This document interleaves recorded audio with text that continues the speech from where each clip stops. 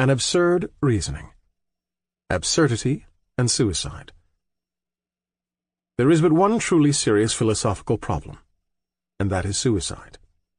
Judging whether life is or is not worth living amounts to answering the fundamental question of philosophy. All the rest, whether or not the world has 3 dimensions, whether the mind has 9 or 12 categories, comes afterwards. These are games. One must first answer. And if it is true, as Nietzsche claims, that a philosopher, to deserve our respect, must preach by example, you can appreciate the importance of that reply, for it will precede the definitive act. These are facts the heart can feel, yet they call for careful study before they become clear to the intellect. If I ask myself how to judge that this question is more urgent than that, I reply that one judges by the actions it entails. I have never seen anyone die for the ontological argument. Galileo, who held a scientific truth of great importance, abjured it with the greatest ease as soon as it endangered his life. In a certain sense, he did right. That truth was not worth the stake. Whether the earth or the sun revolves around the other is a matter of profound indifference. To tell the truth, it is a futile question. On the other hand, I see many people die because they judge that life is not worth living. I see others paradoxically getting killed for the ideas or illusions that give them a reason for living. What is called a reason for living is also an excellent reason for dying. I therefore conclude that the meaning of life is the most urgent of questions. How to answer it? On all essential problems, I mean thereby those that run the risk of leading to death, or those that intensify the passion of living, there are probably but 2 methods of thought, the method of La Palisse and the method of Don Quixote. Solely the balance between evidence and lyricism can allow us to achieve simultaneously emotion and lucidity. In a subject at once so humble and so heavy with emotion, the learned and classical dialectic must yield. One can see, to a more modest attitude of mind deriving at one and the same time from common sense and understanding. Suicide has never been dealt with except as a social phenomenon. On the contrary, we are concerned here at the outset with the relationship between individual thought and suicide.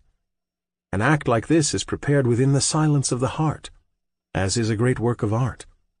The man himself is ignorant of it. One evening he pulls the trigger, or jumps. Of an apartment building manager who had killed himself, I was told that he had lost his daughter 5 years before, that he had changed greatly since, and that experience had undermined him. A more exact word cannot be imagined. Beginning to think is beginning to be undermined. Society has but little connection with such beginnings. The worm is in man's heart. That is where it must be sought. One must follow and understand this fatal game that leads from lucidity in the face of existence to flight from light. There are many causes for a suicide, and generally the most obvious ones were not the most powerful. Rarely is suicide committed, yet the hypothesis is not excluded, through reflection. What sets off the crisis is almost always unverifiable.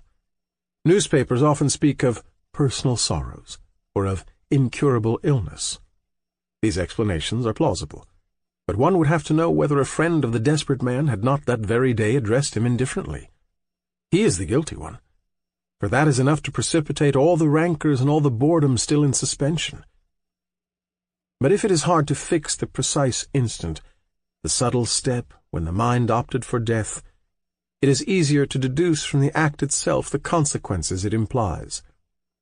In a sense, and as in melodrama, killing yourself amounts to confessing. It is confessing that life is too much for you, or that you do not understand it.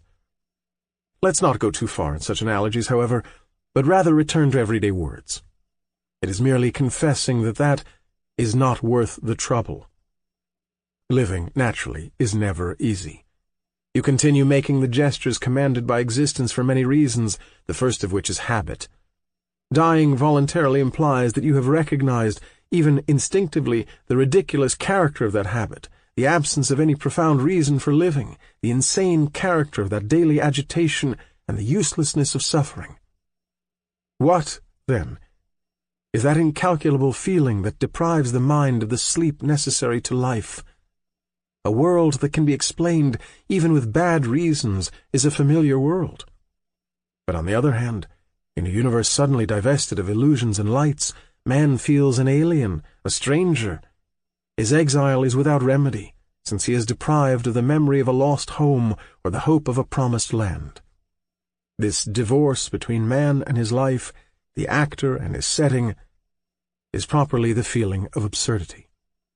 All healthy men, having thought of their own suicide, it can be seen, without further explanation, that there is a direct connection between this feeling and the longing for death. The subject of this essay is precisely this relationship between the absurd and suicide, the exact degree to which suicide is a solution to the absurd. The principle can be established that for a man who does not cheat, what he believes to be true must determine his action. Belief in the absurdity of existence must then dictate his conduct. It is legitimate to wonder, clearly and without false pathos, whether a conclusion of this importance requires forsaking as rapidly as possible an incomprehensible condition. I am speaking, of course, of men inclined to be in harmony with themselves. Stated clearly, this problem may seem both simple and insoluble. But it is wrongly assumed that simple questions involve answers that are no less simple, and that evidence implies evidence. A priori, and reversing the terms of the problem, just as one does or does not kill oneself, it seems that there are but two philosophical solutions, either yes or no. This would be too easy. But allowance must be made for those who, without concluding, continue questioning. Here I am only slightly indulging in irony. This is the majority. I notice also that those who answer no act as if they thought yes.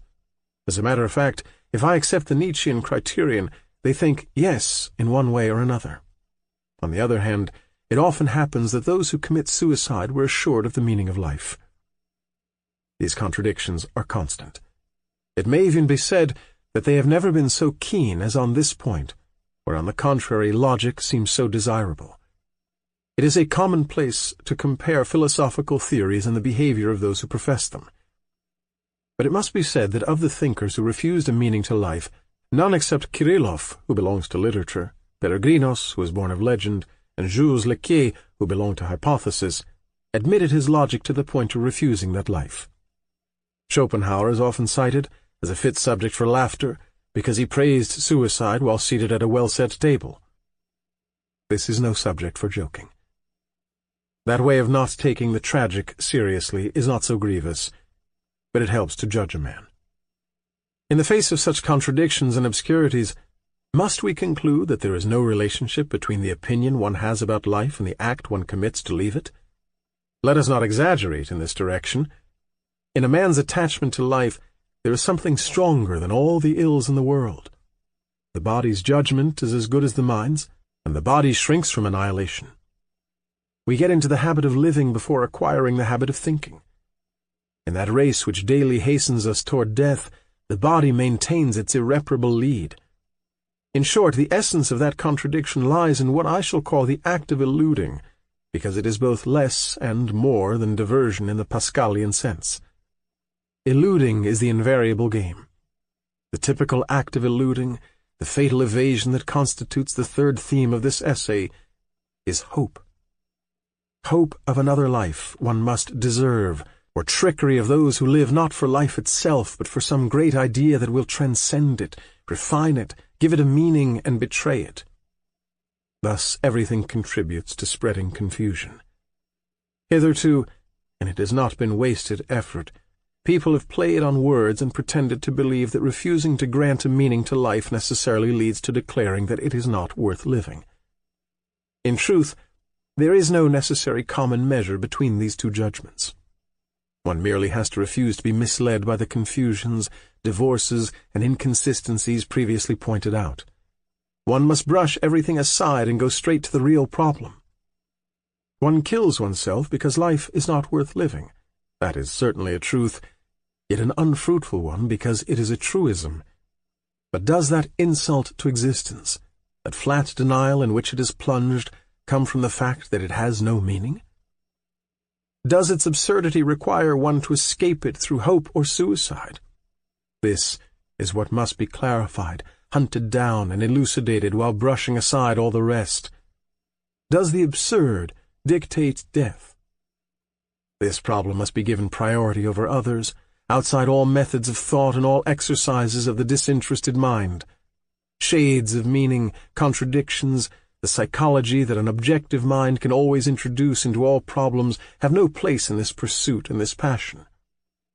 It calls simply for an unjust, in other words, logical, thought. That is not easy.